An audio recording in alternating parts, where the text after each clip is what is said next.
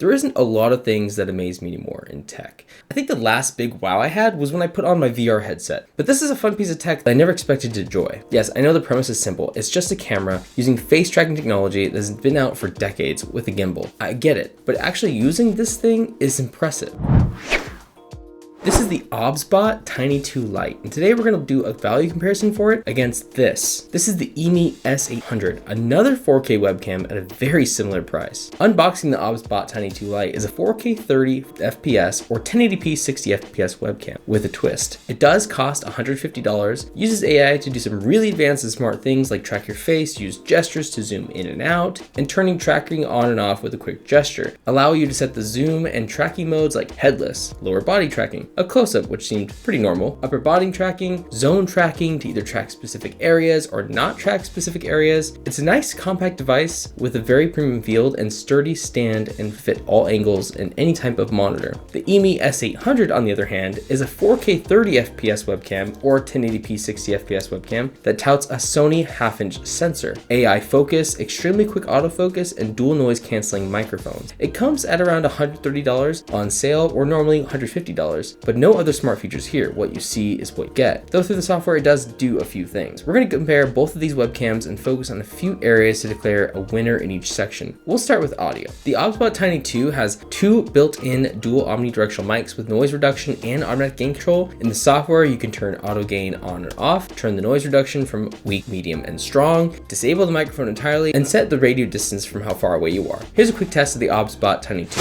Okay, so here's the microphone of the OBSBOT, and this is a standard range, no noise suppression, so you can literally hear every noise going on in the room. But using their built-in software, and I'm sure Teams and I'm sure other systems have very good noise cancellation. Actually, Teams just has some of the best noise cancellation. But here's if we switch it to a far radio distance, and this does sound like it should be picked up a little bit as if I'm closer to the microphone.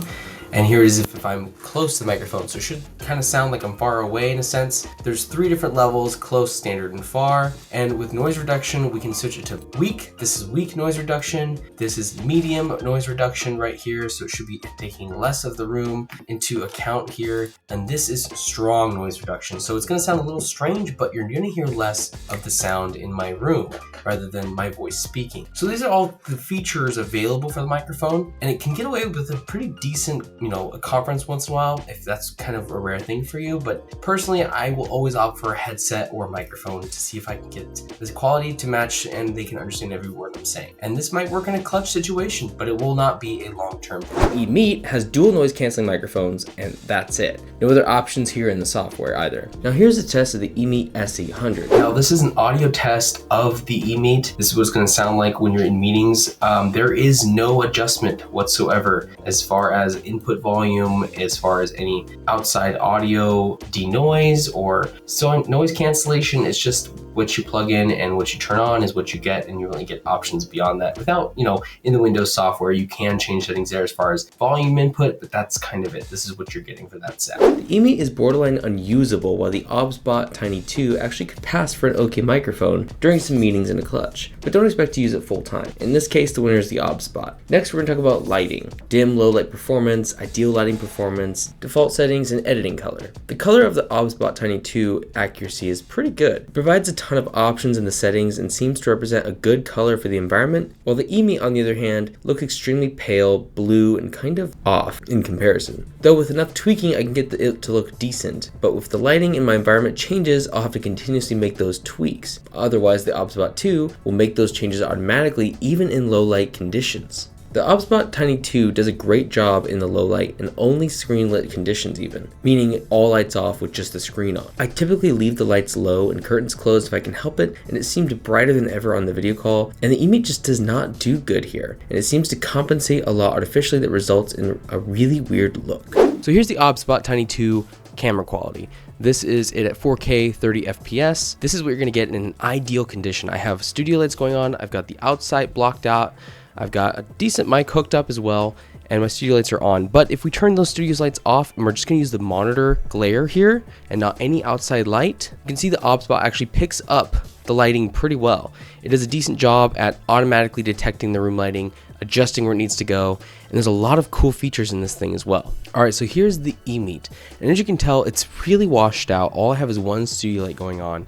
It's supposed to be automatic as far as what the settings are set to, but as you can see, the coloring and the lighting just does not adjust automatically very well. Now in the picture, this is where things get a little more close. The Emeet's image quality at 4K is actually very impressive, and you can see very little pixelation and provides a decently clear picture, while the OBSBOT Tiny 2 does about the same. Though you can see a little bit of blur or pixelation in the final details, by turning up the sharpness, this can be corrected slightly. But the picture overall still looks fantastic, and it's very difficult to find many differences between the two. So in this case, it is a tie. The AI tracking is what really makes this webcam feel smart. And since the Emeet has none of these features, we can't really compare the two in this category. It's got a 2-axis gimbal powered by some deep learning magic that actually works really well. It's not done yet either. You can also put this thing on a stand sideways or completely upside down and record this way as well. So if you need to mount it to an unusual system, you want to stream to TikTok, YouTube, Shorts, Instagram, it can do that for you. So in this case, the OBSBOT Tiny 2 is incredibly well thought through. So like I said before, there's some really cool features that goes along with it. Some of the things you can do here are set the tracking mode. So you can do motion versus your standard. So if it needs to be a little quicker, set only upper body tracking, which is going to be this head up here. Set up close-up tracking, so it's going to zoom in closer. Do a headless tracking, so it's kind of just zooming in right in front of me, such as this microphone, which is pretty handy. Lower body tracking, which is going to be, you know, my belly, my stomach down here lower, as well as hand tracking, which is extremely useful. A very strange situation. So if I look down here, you can see my desk. If I pick this up, you can see, oh, it's not that good. It's not that good, but it's okay. You can see my hand. It's going to track around just a little bit, but it's not perfect, okay? It's not perfect. You can do your right hand and your left hand. So now it's tracking my right hand. Again, it's not the best. It just seems to be just doing the job. My favorite kind though is just to switch the gimbal downward. Go down with the gimbal. And this way you can literally show a close-up on your desk. So if you're working on a project, like I'm actually working on a 3D print right now, I gotta take all these supports off. If you're working on something like this, you can show it off to your audience, to your stream, whatever it is, switch the gimbal back up and come back to your face. Really extremely handy, the kind of variability you can do here. And you can have it medium, narrow, and wide shot, all with a quick of the button. And in here you can set the focus mode, so you can have it switch to automatic focus, which global is my preference. You can have it just focus on your face only. Global is much better. Switch HDR on, which can be handy as well. Set the exposure, so instead of auto, see, this is what it looks like if you don't have any auto features on. Have anti-flicker if you have any lights in your room that kind of give off different hertz rate frequency. I do have lights like that, not in this room, but I've had that experience and I can't turn it off. Of course, you can toggle all those different features as well. So if you want to zoom in on yourself, you just hold this position here. It'll zoom in over time. You can also switch it to locking onto your face just by holding this little gesture here. It goes blue, seems to work just fine. Now if we go set up these zones here, we can have it set specific areas of my room not track. So if I check box here, tracking new target, don't want it to track here. All right, area 1 will be there. Area 2 will be, it should track me if I'm right here. If I come over here, it's tracking me. Okay, I can come over here. Not tracking me. Tracking me, not tracking me. So you can have it basically track depending on which zone you're in and set those zones. Pretty handy, pretty useful. And there's a lot more features in here if you just dive in deep. Really, really cool. And lastly, you can use the protocol with Stream Deck, so you can switch between different profiles and add a few other controls. The 5-Fine D6 works in a slightly more limited fashion, as you can control some tilt, pan, and other controls, but no official OBSBOT Tiny 2 software is available.